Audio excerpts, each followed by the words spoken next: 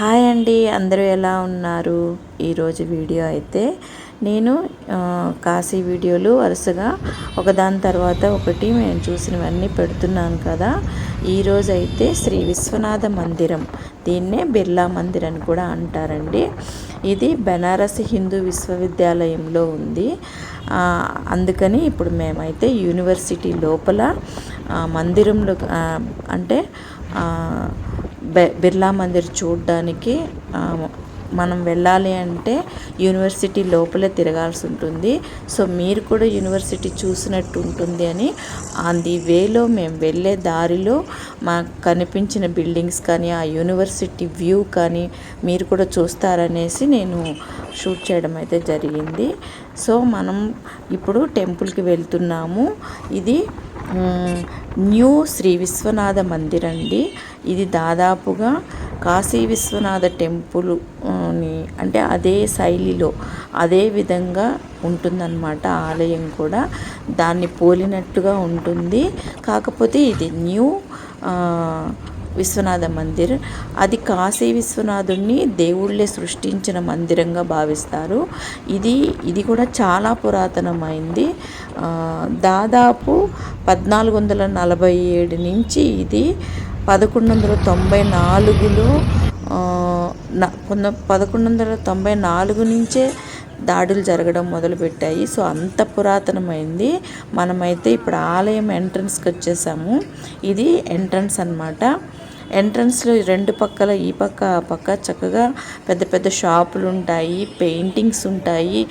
ఇక్కడ ఉన్న ప్రతి ఆర్ట్, ప్రతి వస్తువు కూడా ఇక్కడ యూనివర్సిటీలో చదువుకుంటున్న స్టూడెంట్స్ క్రియేటివిటీ అన్నమాట. వాళ్ళు వేసినవి, వాళ్ళు తయారు చేసినవి అక్కడికక్కడే మనకు కావాలి అంటే వాళ్ళు పెయింట్ కూడా వేసి ఇచ్చేస్తారనమాట. ఇక్కడ అన్నీ అవే అమ్ముతారు. సో మనం ఇక్కడి నుంచి లోపలికి కొంచెం దూరం నడవాల్సి ఉంటుంది. లోపలికి వెళ్ళిన తర్వాత టెంపుల్లోకి వెళ్ళాలంటే మనం టికెట్ తీసుకోవాలి. జనరల్గా టైమింగ్స్ ఏంటంటే మార్నింగ్ 4 నుంచి 12 వరకు ఉంటుంది. మళ్ళీ ఈవినింగ్ ఓపెన్ చేస్తారు. 12 కల్లా క్లోజ్ చేసేస్తారనమాట. అయితే మేము వెళ్ళినప్పుడు 11:30 అయిపోయింది. సో మాకు కొంచెం హడావిడి అయిపోయింది, టెంపుల్ మూసేస్తారని. ఇక్కడ ఒక స్టాట్యూ ఉంది, చూశారు కదా. ఈ స్టాట్యూ అయితే పండిట్ మదన్ మోహన్ మాల్యా అండి. ఇది అంటే ఈ ఆలయ నిర్మాణానికి మూల సూత్రధారి ఇతనే అన్నమాట. మదన్ మోహన్ గారు ఈ ఆలయాన్ని నిర్మించారు. ఎక్కడ అంటే బెనారస్ హిందూ విశ్వవిద్యాలయం అండి. హిందూ అనేది ఒకప్పుడు మీకు కూడా తెలుసుంటుంది, మతపరమైన గొడవలు ఎక్కువగా అందులో నార్త్ సైడ్ ఎక్కువగా ఉండేవి. అందుకని హిందూ అనే ఒక పదాన్ని అయితే చేర్చడం జరిగింది. బెనారస్ యూనివర్సిటీ అనేది చాలా పెద్దది, చాలా విశాలమైంది, చాలా ఫేమస్ అయింది.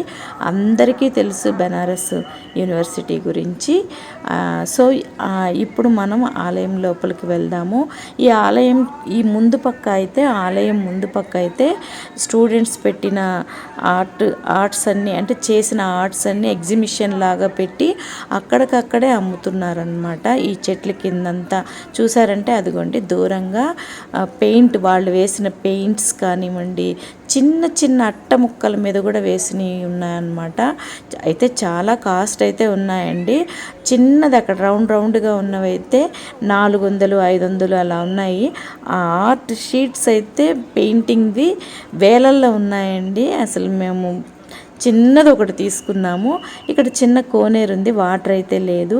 ఇప్పుడైతే మనం ఆలయం లోపలికి వెళ్ళాలి కాబట్టి వెళ్దాము. వెళ్ళడానికి మనం ఖచ్చితంగా టికెట్ తీసుకోవాలి. టికెట్ తీసుకుని లోపలికి వెళ్తే అక్కడి నుంచి కొంచెం దూరం లోపల మళ్ళీ నడవాల్సి ఉంటుంది అనమాట. ఇదేనండి, లోపలికి వచ్చేసాం మనం. ఇక్కడ లోపల చూశారు కదా, దూరంగా చాలా ఎత్తులో ఉంటుంది ఆలయము. దాదాపు 270 అడుగుల హైట్ ఉంటుందంట ఈ ఆలయం హైట్ అయితే. అయితే ఎత్తైన ఆలయాలలో ఇది కూడా ఒక ఆలయం అండి. చూశారు కదా ఎంత బాగుందో. ఇది దాదాపుగా కాశీ విశ్వనాథ ఆలయాన్ని పోలి ఉంటుంది. అదే విధంగా నిర్మాణం అయితే జరిగింది అని చెప్తున్నారు. కింద సెంటర్లో ఆలయానికి సెంటర్లో అందరూ వెళ్తున్నారు కదా, అది ఎదురుగా అక్కడ శివుడు విశ్వనాథ ఇది టెంపుల్ ఉంటుంది. అక్కడే అభిషేకాలు, పూజలు, ఎప్పుడు మంత్ర శ్లోకాలు అవి చదువుతూనే ఉంటారు. మేము వెళ్ళినప్పుడు కూడా అదే జరుగుతూ ఉంది.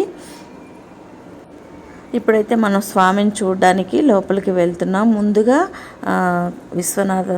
విశ్వనాథుడిని దర్శించుకుని తర్వాత ఇంకా 9 ఆలయాలు ఉన్నాయి లోపల. అవన్నీ 5 ఫ్లోర్లు, ఫస్ట్ ఫ్లోర్లో ఉంటాయి. మనం మళ్ళీ పైకి వెళ్ళి అవన్నీ చూసుకుంటూ రావాలి.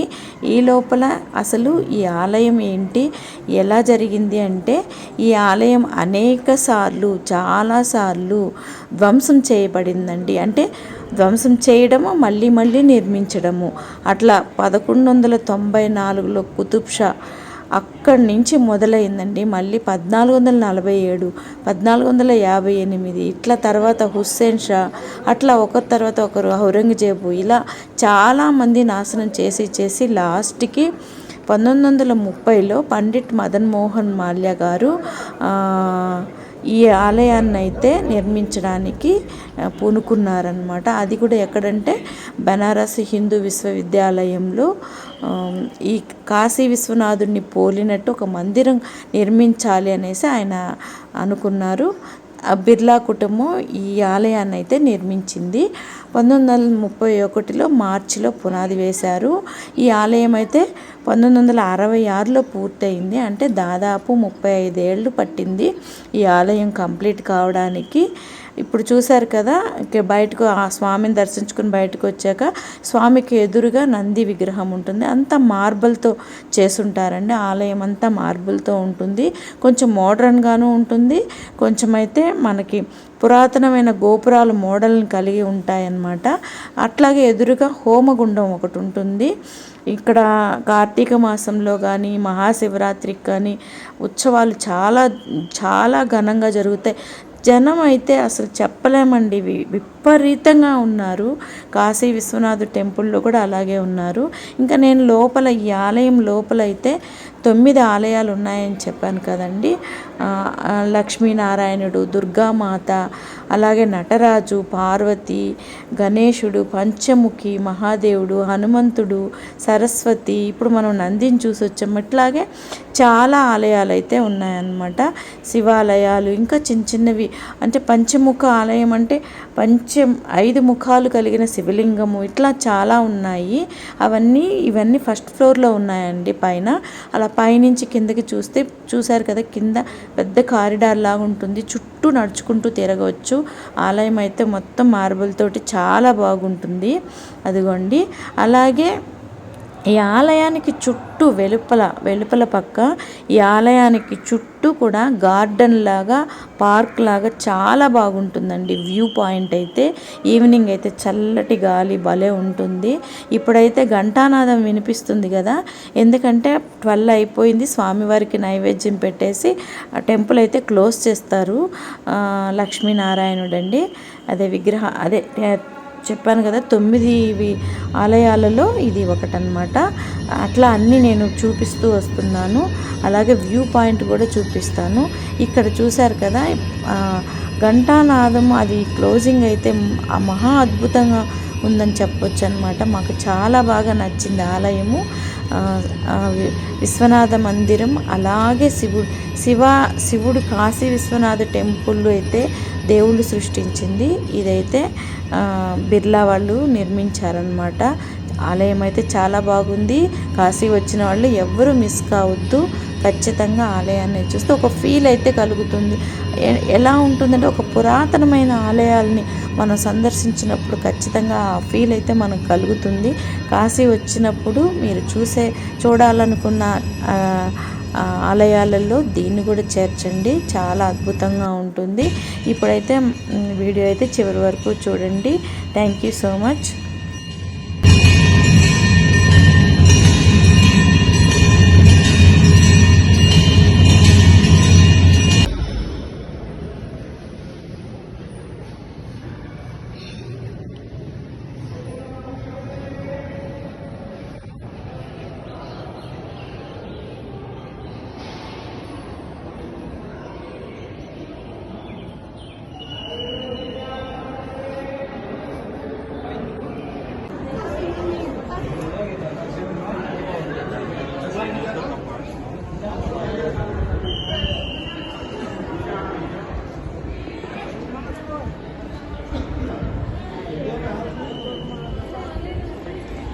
చూపిస్తాను.